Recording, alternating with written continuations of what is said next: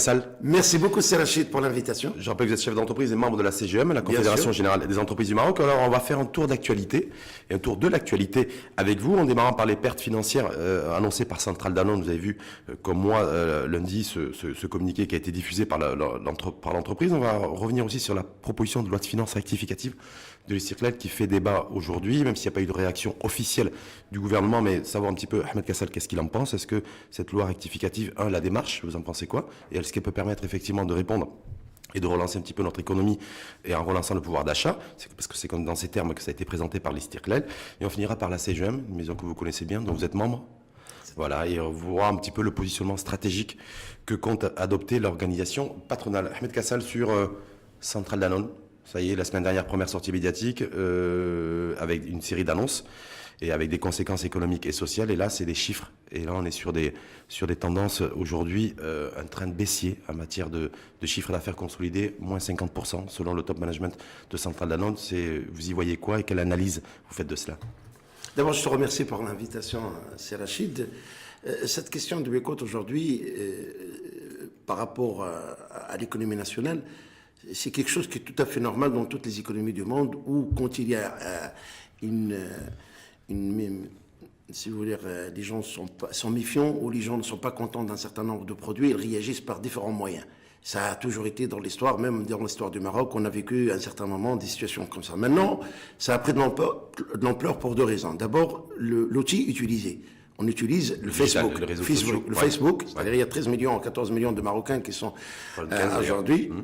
Donc, c'est-à-dire il a eu une ampleur très importante par rapport à ça. Donc, ça veut dire que les gens ont suivi d'une manière ou d'une autre, parfois à tort ou à raison, sans peut-être connaître les objectifs de ce boycott. Deuxième élément, c'est que le boycott est venu, on ne sait pas d'abord comment il a été déclenché. On ne sait pas quand est-ce qu'il va finir. Est-ce que vous avez plus ou moins une petite idée là-dessus? Sincèrement, non. Je vous dis la vérité. Je vous dis la vérité. Sincèrement, non, parce qu'on n'a pas. Est-ce que c'est important de savoir aujourd'hui qui a commandité, ou c'est de mesurer les conséquences, ou de se concentrer sur les conséquences économiques et sociales? C'est important de savoir parce que savoir qui est derrière, on peut prévoir la fin. La fin, c'est-à-dire quand ça va finir, est-ce qu'il y a un délai? Est-ce qu'il y a un délai? Donc, quand les gens sont structurés, ceux qui sont structurés annoncent le boycott, ils annoncent un délai, ils annoncent les objectifs recherchés derrière le boycott, et ils annoncent, c'est une sorte de revendication. Or, là, on n'a rien. Il n'y a rien de côté de ceux qui ont déclenché, il n'y a pas de revendication. En tout cas, ce qu'on sait aujourd'hui, c'est Centrale Danone, on en parlait. Voilà, Centrale Danone qui a perdu 150% de son chiffre d'affaires consolidé. C'est énorme, c'est énorme. Et 100 millions de dirhams par rapport au premier semestre. Oui, mais en fait, quand on soustrait, c'est 100 millions de dirhams de pertes nettes sur le premier semestre 2018 par rapport au premier semestre 2017. Ce qui est dommage, c'est-à-dire c'est dommage. Oui. C'est dommage parce que, pourquoi? Parce qu'aujourd'hui, dans une conjoncture économique où les entreprises sont déjà dans des difficultés, sincèrement, beaucoup d'entreprises sont dans des difficultés, arriver aujourd'hui à une situation où on perd 100 millions de dirhams nets en premier trimestre, ça veut dire que l'action a eu des conséquences très graves. Maintenant, comment on peut sortir de ça? Comment on peut sortir de ça? Est-ce que pour vous, on va lever le bouclier au niveau du gouvernement? Est-ce que je rappelle que vous êtes chef d'entreprise, que vous êtes le ardent défenseur de la PME, TPE, membre de l'organisation patronale? Est-ce que vous comprenez, vous, toute l'agitation qu'il y a au sein du gouvernement aujourd'hui pour dire qu'il faut sauver Danone? Voilà. Non, c'est-à-dire qu'on est dans un marché. Danone, c'est une entreprise privée dans un marché, une économie de marché qui est obéie à l'offre et la demande. Oui. Le politique, lui, il doit tracer le cadre général, l'environnement général où l'entreprise peut s'épanouir, où le citoyen peut trouver les produits qu'il veut au prix qu'il veut. Ça, c'est le rôle du gouvernement. Mais ça, gérer directement dans des affaires qui sont en relation directe entre le consommateur et l'entreprise dans un marché privé, même le gouvernement s'est sorti, il était maladroit. Il était maladroit parce qu'au lieu de... Le gouvernement n'est pas dans son rôle?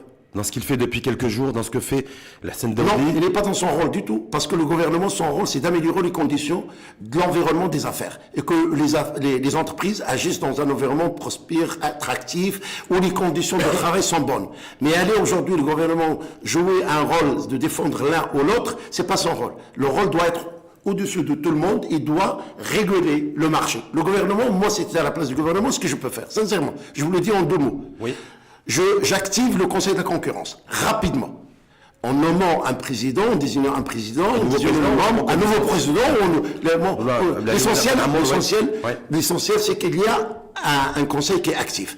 Après, je déclenche sur le Conseil de la concurrence. Oui. Sur le Conseil de la concurrence, je sais que vous connaissez très bien. Oui. Je réactive, je ressuscite le Conseil de la concurrence. Je mets un nouveau président. Oui. Ou je mets un président. Je mets un nouveau président. Est-ce que je revois les prérogatives? Je rappelle qu'il avait un rôle que consultatif. Non, dans ses parce que attributs. la Constitution a élargi. Oui. La Constitution. Mais ça, c'est dans le l'article, déroule. oui. Et Dans dans l'article, mais il peut le faire, il n'y a pas de problème. Il peut le faire. Il Ouais. peut le faire comme ils l'ont fait les autres instances constitutionnelles aujourd'hui, qui ont un pouvoir plus comme l'agence sur la corruption et ainsi de suite. Aujourd'hui, on active le Conseil de la concurrence avec les prérogatives, on déclenche une enquête. Et on va voir est-ce qu'il y a monopole ou pas monopole, quelle est la position de chacune des sociétés dans ce marché. Juste à Centrale Danone, pour le prendre que ce cas précis, Oui.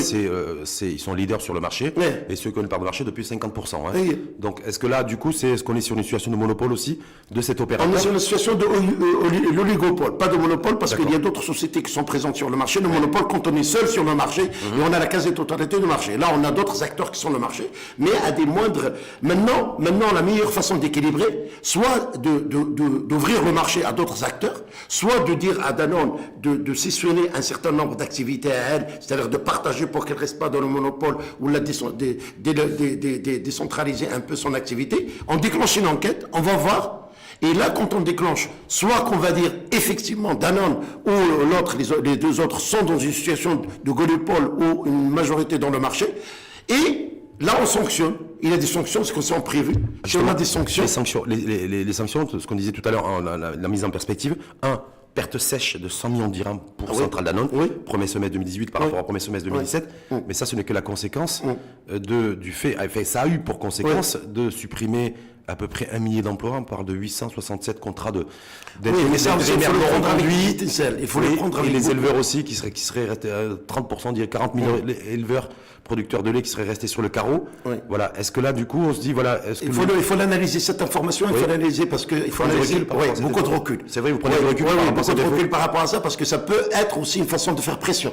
Ça peut être une façon de faire pression pour pouvoir mobiliser les gouvernements ou les acteurs de dire. Moi, je dis que Danone s'est trompé dans sa façon de communiquer avec les gens. S'est trompé complètement parce que il a raté ses 3 sorties. Les premières sorties où le type, il était quand même insultant par rapport au consommateur. Il a rectifié. Le responsable des achats. Voilà, des achats. Il a rectifié. Il a fait une vidéo ensuite. Mais là, c'est l'amateurisme. C'est-à-dire, au lieu de déclencher une situation de crise dans une constitution comme ça, on déclenche une situation de crise. On a même des experts de gestion de crise. Et on est face à une crise aujourd'hui, toute entreprise face à une crise, comment résoudre ça?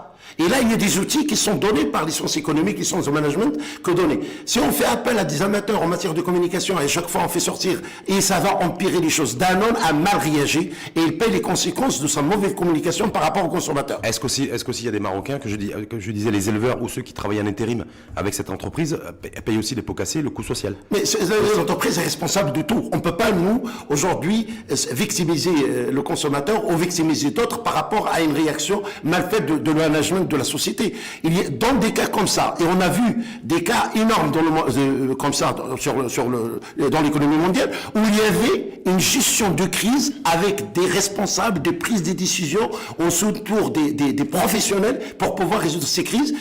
Quick, si vous vous rappelez de Quick en 2011, si vous vous rappelez d'un certain nombre de situations où on a amené des professionnels, on leur a dit on est en face d'une crise. Starbucks, tout récemment. Et on a réglé la question. Parce qu'aujourd'hui, au début, Danone, c'était. Après, il a mal communiqué. Après, il commence à être la victime. Il se victimise par rapport à ses résultats. C'est une entreprise, dans un marché libre, il gère ses résultats, c'est elle qui doit s'exprimer. C'est son problème. C'est son problème. C'est toi qui sais, c'est l'entreprise. C'est pas l'État qui va intervenir. Moi, si c'était une entreprise stratégique, c'est pas stratégique pour moi. Si c'était une entreprise stratégique, l'État devait intervenir, la prendre à un terrain symbolique, d'accord, la nationaliser pour sauver un secteur et tout ça. Maintenant, on est dans un secteur où il n'est pas stratégique. C'est-à-dire, il est stratégique par rapport à la consommation, mais ils ne sont pas les seuls. Aujourd'hui, l'État peut ouvrir, peut encourager d'autres acteurs, peut peut-être faire autre chose pour pouvoir, mais il ne faut pas se focaliser sur que Danone, il nous barde avec ses chiffres, ils disent qu'ils se victimisent par rapport à ça. Vous êtes responsable, vous êtes management, démissionne le président de Danone, il démissionne, et il assume sa responsabilité qu'il a mal agi, on nomme un nouveau patron de centrale, et on dit, voilà, en face du peuple, je monte, et je dis, je me suis trompé. C'est un peu le coup de gueule d'Ahmed Kassal là-dessus, sur cette question centrale. Ben oui, parce que c'est le fait- important. Il ne faut pas qu'il se victimise par nous. C'est une entreprise dans un marché, il est pas incapable de gérer. Et ça, ben, il ne faut pas qu'il aille responsabiliser le consommateur. Nous sommes dans un environnement où c'est le marché qui régule ou c'est l'État qui régule? Non, l'État régule. Oui. L'État régule quand le marché dérape. Là, on ne sait pas quoi. Aujourd'hui, Est-ce que le marché a dérapé?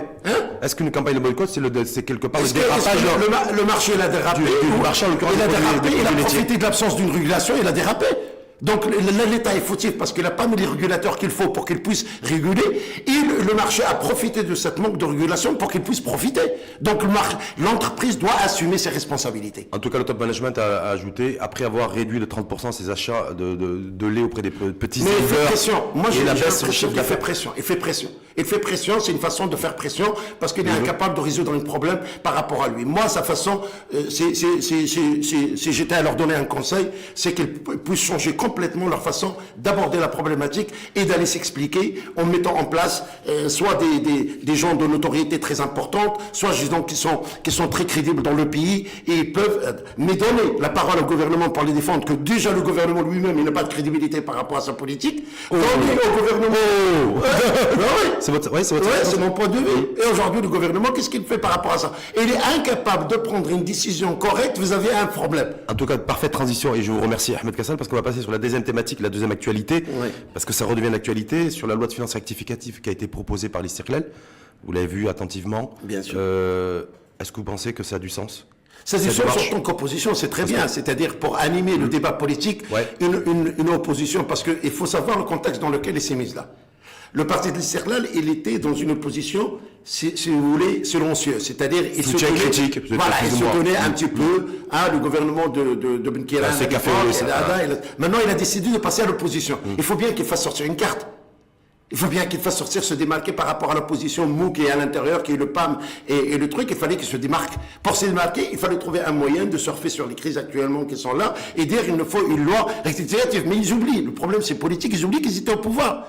Ils étaient au pouvoir jusqu'à ça fait 2-3 ans. Ils ont quitté le pouvoir en 2013. Bah ouais, l'Istiqlal, ouais. d'accord, ils étaient au pouvoir. Responsabilité. Ben oui, responsabilité. Donc quand on est dans la responsabilité, et pourquoi on n'a pas agi dans une période 2011, 2012, 2013 où il y avait des crises? Pourquoi on n'a pas proposé les propositions qu'ils proposent aujourd'hui, eux, pour défendre le pouvoir d'achat de la population, Dénoncer le pour chef créer de Xavier. l'emploi, les 4 ou 5 propositions qu'ils sont en train de faire par rapport à la loi rectificative. C'est leur droit, parce qu'en tant qu'opposition, c'est droit, mais seulement moi, j'ai peur qu'il soit plus un code de communication on est dans l'opposition, on est de la position le plus crédible, donc on est capable de gérer le pays, on est nanana, donc ils se préparent eux aussi pour les élections, et veulent se démarquer, donc c'est un code gueule politique. Oui. D'accord? De dire on est sorti de ce qu'on appelle l'opposition douce à une opposition ferme pour se démarquer. On a un projet, nous, les Marocains, on a un projet de sortie de crise dans laquelle, voilà ce qu'on propose, d'abord une loi de finances rectificative. Avec l'augmentation de 2% des salaires, De remonter les l'essentiellement salaires des de fonctionnaires, base, l'indexation du sur SMIC à partir du l'inflation. 1er juillet sur l'inflation. Effectivement, donc tout ça, est-ce que tout ça... Et soutenir les TPE, les PME et tout ça. Voilà, tout ça. favoriser Ça, c'est le accès au classique. financement, C'est oui. classique, ça, c'est classique. C'est-à-dire aujourd'hui, le grand problème qu'il y a, sincèrement, le grand problème, c'est les ressources. Comment mobiliser les ressources? C'est la mobilisation des ressources. L'État n'a pas de ressources. Le grand Quand vous problème, dites les ressources, c'est quoi? les ressources financières, l'argent c'est-à-dire public, l'argent les finances public. publiques. Il n'y a Ouais. pas. Le gros problème du Maroc, Rachid, vous savez ce que c'est que l'endettement, on est surendetté. Si on est dans une spirale d'endettement, qu'on n'a plus les moyens, les marges de manœuvre d'agir aujourd'hui, qu'est-ce qu'on va faire? On va encore imposer la population, on va encore augmenter un SMIC. Mais le SMIC, il est très faible dans le pays, je suis tout à fait d'accord avec toi. Mais le problème, Ramener à la productivité ou ramener à la productivité. Ramener à la productivité. Aujourd'hui, on est un des pays où les pays de l'Est sont nos concurrents en termes de productivité, ou la Turquie, ou la Tunisie, ou la On dit que Malaisie. les PDS comme la Pologne et la Slovénie, Bien ils sûr. ont un SMIC ramené à la productivité qui est plus attractif. Mais c'est c'est plus attractif, c'est-à-dire aujourd'hui. Ça veut dire quoi les Syriens? Juste pour vous, c'est quoi? C'est un coup politique? C'est un coup politique, politique. de compte politique, parce il faut savoir qu'ils sont dans une opposition aujourd'hui, et que c'est la position la plus crédible qui peut prendre les rênes de pouvoir demain, parce que le PAM a raté, il n'est plus dans l'opposition, il n'est pas ADA, donc ils veulent se montrer. Ils ont raison, c'est leur jeu, c'est leur rôle, on ne remet pas en cause leur Mais rôle. quand on voit la proposition, parce qu'on l'a reçu d'ailleurs à Abdel Mazouz la semaine dernière, le nouveau président de l'Alliance des économistes, Les économistes. Vous, parce que je rappelle aussi que vous êtes professeur universitaire et analyste économiste, voilà. Est-ce qu'on est face aussi à une proposition de loi rectificative de loi de finances basée essentiellement sur de la dépense d'argent public? Et c'est ça ce que je veux dire. Juste parce que voilà, est-ce qu'on est toujours sur, et pour vous on est sur dans la même configuration? Comment financer? Moi, ils m'ont pas proposé comment financer tout ça.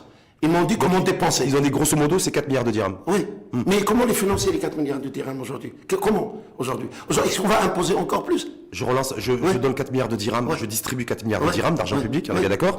Je redonne un peu de pouvoir d'achat aux fonctionnaires et aux salariés du secteur privé, et j'augmente la consommation et je vais l'économie. Est-ce que pour vous, voilà, est-ce que cette démarche ça ne tient pas le coup? Oui. Ça ne tient pas le coup pour la raison très simple. Même sur le court terme. Même sur le court terme. Pourquoi? Parce qu'aujourd'hui, le gros problème dans notre économie, c'est l'incapacité de l'économie à produire pour satisfaire le besoin de la population. Notre consommation intérieure, qui est le moteur de croissance économique, il est dopé par les importations. Nous importons pour nourrir, nous importons pour satisfaire. Aujourd'hui, quand on va augmenter la dépense publique, une grande partie de cette dépense va sortir à l'extérieur pour importer, pour nourrir la population, pour amener de quoi satisfaire le besoin de la population. Aujourd'hui, au lieu de relancer la consommation, il fallait relancer l'offre. Relancer l'offre, c'est-à-dire relancer l'investissement. Relancer la production. C'est pratiqué parce que jusqu'à maintenant, toute la politique est interprétée, c'est la politique de la demande. La demande est dopée par les dépenses publiques. 180 milliards de dirhams de dépenses publiques annuelles. Sur les 180 milliards de dirhams, il y a au moins 60% qui part à l'étranger pour importer les biens, pour équipement, les trucs et tout ça. Or, aujourd'hui, le gros problème qui se pose, c'est comment réduire les dépenses de l'État, le train de vie de l'État, et faire migrer les dépenses de consommation que l'État fait vers l'investissement productif. L'État a déjà commencé en réduisant l'investissement public, rappelez-moi. Mais il a réduit l'investissement 13 de 25 milliards de dirhams, donc oui, il y a eu le des coupes secteur budgétaires. privé n'a pas pu suivre, parce que les contextes dans lesquels travaille le secteur privé, l'État, au lieu aujourd'hui d'aller vers plus de dépenses, toujours plus de dépenses, mais il faut qu'il règle un problème fondamental. C'est le problème de l'environnement des affaires dans notre pays. L'environnement des affaires, il n'est pas stimulant, ni pour l'investisseur marocain, ni pour l'investisseur étranger. Aujourd'hui, quand ces problèmes-là ils sont venus, ils n'ont fait que amplifier un peu un problème qui existe. On veut cacher le soleil avec un doigt. C'est pas normal. Si on veut résoudre le problème de l'économie marocaine, il faut résoudre le problème de l'endettement. Tous les pays... L'endettement, on est public et l'endettement privé, parce que je rappelle qu'il y a deux formes d'endettement. L'endettement d'une manière générale, soit intérieure, soit extérieure, parce que l'État s'endette beaucoup sur le marché intérieur, et il existe un effet d'éviction. Il existe un effet d'éviction, c'est-à-dire moi, quand je vais aller dans une banque... En fait, moi, c'est difficile pour moi, particulier ou entreprise, d'emprunter. Ben oui, parce que l'effet d'éviction, c'est-à-dire me jette moi des marchés, parce que la banque préfère prêter à l'État que me donner à moi de l'argent, parce que moi, je ne suis pas solvable, l'État est solvable, il ne tombera jamais en faillite. Donc, il y a un effet d'éviction. Donc, moi, je ne trouve pas les ressources nécessaires pour faire de l'investissement et tout ça, parce que même si je trouve, ils sont trop chers. Donc, si on règle le problème de l'endettement, si on règle le problème de l'endettement, on aura de la liberté de manœuvre. Parce qu'aujourd'hui, moi, je vais te dire, depuis 1965, c'est-à-dire depuis l'abandon de programme de ce qu'on appelle le plan de développement basé sur la substitution des importations. On vit avec des ordonnances de Banque mondiale et des FMI. C'est des ordonnances. On vit, c'est comme une économie malade. On n'a jamais eu un plan de développement structuré. Jamais. Juste pour finir là-dessus par rapport à la proposition de l'Istiklal, en marge et votre réflexion, est-ce que je peux mener une politique de désendettement aujourd'hui sans plomber la croissance économique et dans le contexte actuel d'un climat social tendu? Oui, bien sûr. Quelques mots. Est-ce que c'est possible? C'est possible. C'est possible. Il y a pas vous n'êtes pas utopique en disant ça? Non, pas une utopie. Oui. Moi, je ne suis pas utopique, je réalise, il y a des instruments, il y a des pays qui l'ont exercé. Des pays qui l'ont exercé avant nous, ils ont réussi. C'est la Turquie aujourd'hui, elle a réussi à faire son décollage économique. C'est parce qu'ils s'est désendetté. Oui, mais ils ont des endettés, mais ils ont surtout déprécié leur monnaie. Non, mais c'est fortement.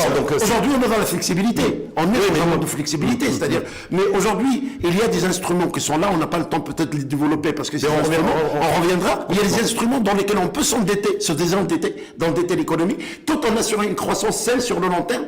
Et si aujourd'hui on annonce qu'on va parce que le problème est où? Les gens ne savent pas où va la dette. Comment il utilise sa dette? La dette en soi n'est pas mauvaise. Si tu viens chez moi, tu me dis, monsieur Kassal, prête-moi 100 dirhams.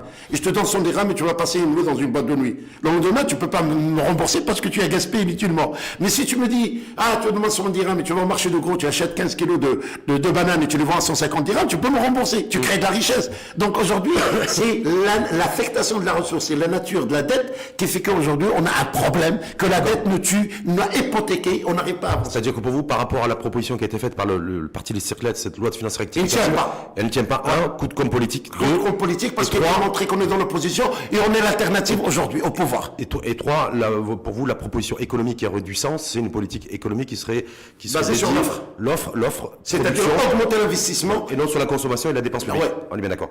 Troisième actualité, Oui. la CGM. Vous connaissez Ah, bien. Vous bah êtes oui. toujours membre de la CGM. Je suis membre de la CGM depuis 1995. Et fier d'être à la CGM depuis. Et j'ai grimpé tous les échelons de la CGM. J'ai été membre de la CGM, je suis devenu. Donc vous avez grimpé par les escaliers sans prendre l'ascenseur. Non, je marche arrière. Marche arrière. Ah oui, carrément. c'est-à-dire- Marche arrière.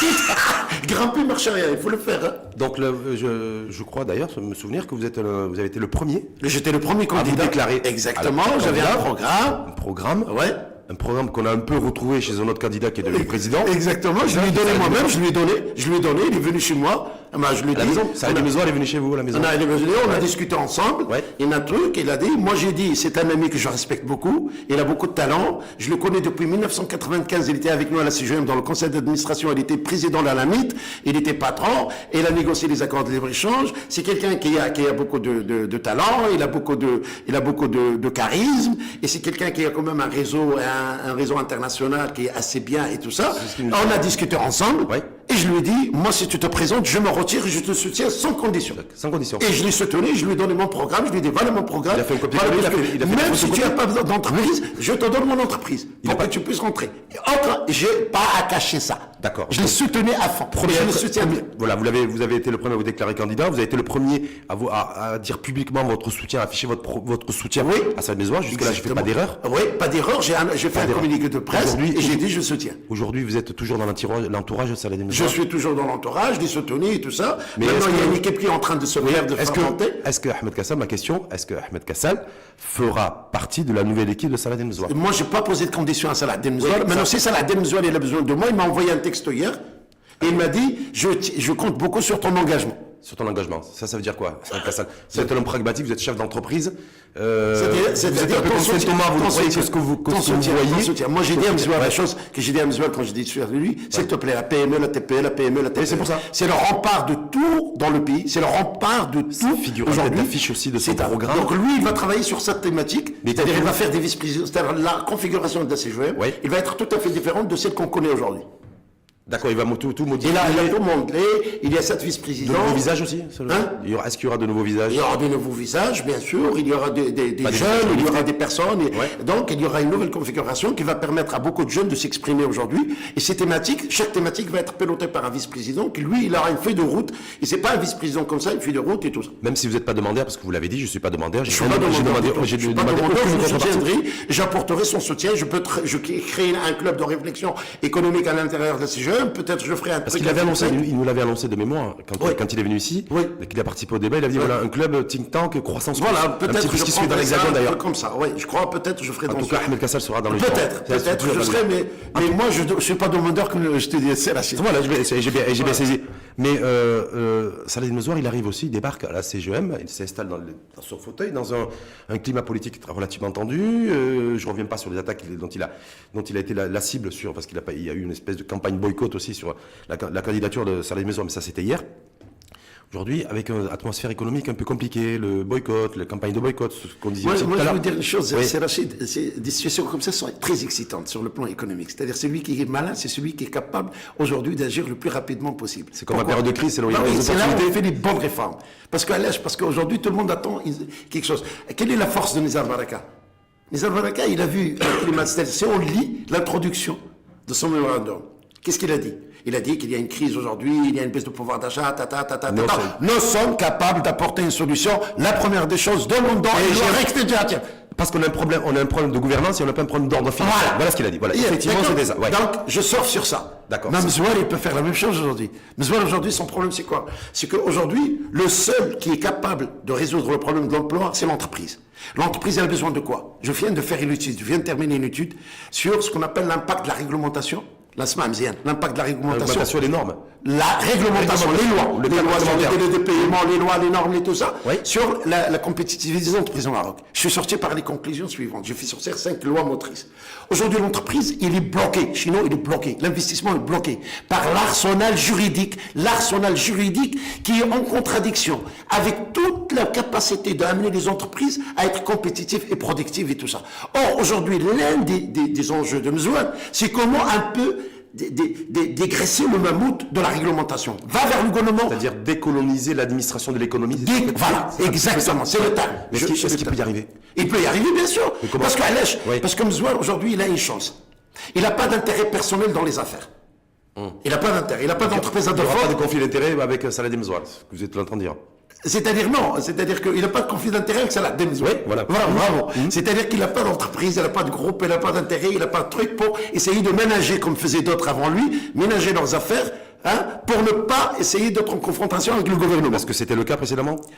Est-ce que ce que Ahmed Hassan est en train de dire à demi-mot? Donc, Mzouane, aujourd'hui, il est capable d'aller leur dire, moi, je défends l'entreprise, j'ai rien à défendre pour mon intérêt personnel. J'ai rien à tirer pour mon intérêt personnel. Je défends l'entreprise, voilà de quoi il a besoin. Et là, il a ramassé, quand il a fait les régions, il a ramassé quand même un certain nombre, moi-même. De soutien Non, pas de soutien, de revendications. De revendications. Oui, c'est ce qu'il nous a dit d'ailleurs. Voilà, des revendications aujourd'hui. Ces revendications, les gens l'attendent au tournant. Parce que les gens l'attendent au tournant. Pourquoi ils l'ont choisi lui? Parce qu'ils ont dit, ce gars-là, on va l'attendre au tournant. C'est-à-dire, il a une chance aujourd'hui. On lui dit banco, mais on va lui demander les comptes. Bon, contre, et ça va être sévère. Très sévère. Est-ce que Salah Demzouane aujourd'hui, dans les premiers jours, premières semaines de président de la CGM, est-ce que logiquement on devrait le voir aussi? Est-ce que vous pensez qu'il devrait être aussi aux côtés des entreprises qui sont victimes du boycott? Est-ce que, je me dis la CGM, parce que quand on l'avait invité, il a dit non, je ne peux pas répondre. Je répondrai à cette question du boycott lorsque je serai élu président. Donc, de toute façon, il reviendra ici même dans l'info en face, mais pour éventuellement répondre aussi, entre autres, à cette question-là. Mais Ahmed Kassal, est-ce que là, voilà, aujourd'hui, il y a les entreprises qui sont visées par le boycott? Il y a peut-être, et je le souhaite pas, mais il y a peut-être demain d'autres entreprises, d'autres secteurs d'activité qui pourraient l'être. Est-ce que le patron de la CGM doit être beaucoup plus présent? Je vais te répondre autrement. C'est-à-dire, est-ce que ces entreprises ont déjà demandé le soutien de la CGM? Je pense, à ma connaissance, officiellement, non. Il fallait que le demande officiellement. D'accord, il faut faire une demande officielle? Non, c'était pas officiel. Il vient se réunir avec le patron de la CGM ou la patronne de la CGM et leur dit, s'il vous plaît, nous sommes aujourd'hui dans une situation comme ça, comment la CGM peut nous aider? En tant que défenseur de l'entreprise et du secteur privé. Défenseur du marché, de la loi du marché. On est dans une économie libérale. Ouais. La CGM défend l'économie libérale. Aujourd'hui, si un membre de la CGM est victime de quelque chose, est touché, en principe, la CGM doit aller à la défense. Mais, pour que je puisse défendre, moi si j'étais patron de la CGM, d'accord? Moi je peux me réunir avec les patrons aujourd'hui qui sont objets de ça, d'accord? Et je leur dis, donnez-moi un dossier technique. Est-ce que vous connaissez l'origine? Pourquoi? Est-ce que vous savez pourquoi on vous compte? Donc donnez-moi une analyse technique. En tout cas des éléments concrets. Des éléments concrets, et c'est par ces éléments que je construis moi ma défense, je construis mon oblique par rapport à ces entreprises. Parce qu'on avait presque que Salah Demzouane est un peu embêté avec cette question du boycott, de se positionner, de dire voilà, il a fait une déclaration en disant il y a quelques jours, il faut un électrochoc économique. Mais sans plus, voilà. Mais il n'y a pas de réponse concrète qui ont été apportées, ne serait-ce que pour la gestion, pour rassurer le monde des affaires, pour rassurer les entreprises, qu'elles soient que ce soit c'est trop exagéré parce qu'on est en train de parler de 3 entreprises. C'est comme on est en train de parler de l'économie. Et alors, quel est le problème? Quel est le problème? C'est pas grave. C'est-à-dire, vous avez le droit d'aller mettre votre gasoil là où vous voulez. Vous avez le droit de boire le coup que vous voulez. Vous avez le droit de boire le yaourt que vous voulez. Vous n'avez pas le droit de. Non, il n'y a pas. On dramatise. Pour moi, on a donné une dimension très importante à un problème qui est tout à fait économiquement gérable. On a donné trop d'importance. C'est comme on a donné des symboles. C'est comme des symboles dans ce pays qui sont en train. Non, c'est des entreprises. Il n'y a aucun problème. Demain, d'autres chefs d'entreprise peuvent lancer des entreprises. Le pays ne s'arrête pas de cette façon. C'est pas parce qu'il y a 3 entreprises qu'on a donné trop d'importance et que parce que les patrons de ces entreprises, c'est des personnalités publiques et qu'on a. Mais non! S'il s'agissait d'une PME, s'ils m'ont bricoté moi, si demain ils m'ont bricoté donne-moi moi, est-ce qu'on aura le même effet aujourd'hui sur mes produits, tout le monde va me soutenir que non? Je suis une PME parce que je suis une PME, j'ai pas de soutien, j'ai rien du tout, alors je me victimise pas. Moi je vais dire à mes clients, s'ils me bricotent mes produits, je leur dis à mes clients, qu'est-ce que vous aimez pas dans mes produits? S'ils me disent les prix, je renvoie le prix. S'ils me disent la qualité, je renvoie la qualité. Je vais discuter avec ceux qui me font. Ceux qui me font, c'est mon consommateur et mon client. Alors moi, je ne peux pas rester à la hauteur de mes codes. Donc Salah Maison est dans son rôle de rester un peu silencieux là-dessus, de pas forcément... Salah doit comprendre un peu de quoi il s'agit exactement. Parce que toi, tu es journaliste, et je sais que tu es un journaliste, que tu as des sources très importantes. Est-ce que tu peux me dire, toi, aujourd'hui, qui était à l'origine de ça, quels sont les objectifs recherchés et le délai dans lequel il est fixé. Parce que généralement, quand on le fixe dans un délai... J'ai l'impression comme les délais de paiement, c'est les délais à rallonge, non? C'est l'infini aujourd'hui. Ouais, donc moi j'aimerais bien savoir, j'aimerais bien savoir qui est derrière ça, qu'est-ce qu'ils veulent, et qu'il faut sortir, il est dit non, voilà ce que nous voulons, pour que nous puissions communiquer. Donc là, il y a un problème. Il y a deux problèmes. Ceux qui ont déclenché, ils ne savent pas ce qu'ils veulent, et ceux qui défendent leurs intérêts, ils ne savent pas le défendre. Et c'est comme ça. C'est parfaitement résumé. Merci en tout cas à vous, Ahmed Kassal, de nous avoir éclairé et d'avoir pris des positions claires aussi, parce que c'est éclairage avec des positions claires sur l'actualité, sur les trois actualités économiques du jour, du moment, et ce qui fait l'actu. Donc merci à vous, merci d'avoir Merci à vous de m'avoir invité. À très bientôt. Bonne journée à vous. Merci.